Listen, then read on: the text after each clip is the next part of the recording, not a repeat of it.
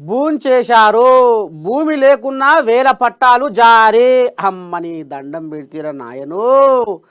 Rythu Bandhu, bank రుణాలు కొల్లగొట్టిన అక్రమార్కులు, assigned వక్ఫ్ అటవీ స్థలాలకు కొన్ని చోట్ల పాసు పుస్తకాలు, ఆసిఫాబాద్ జిల్లాలో భారీ భూమాయాజాలం.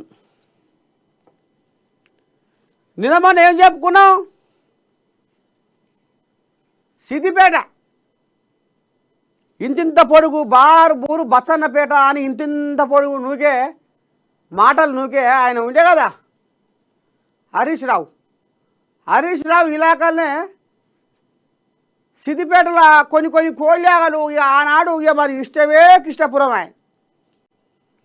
ఇక ఆ ధరణి అని తీసుకొచ్చి నీ దండం పెడితే ఆ ధరణితోచి ఓ అమ్మ పాస్బుక్లో ఓ పేరు ఉంటుంది, ఆడ ఓ పేరు ఉంటుంది, సర్వే నెంబర్లు తప్పులు. ఇక నాది ఈ భూమి ఓ కాడు ఉంటుంది, పట్ట ఓ కాడు ఉంటుంది. అవన్నీ సవరించుకుందామంటే లేదు.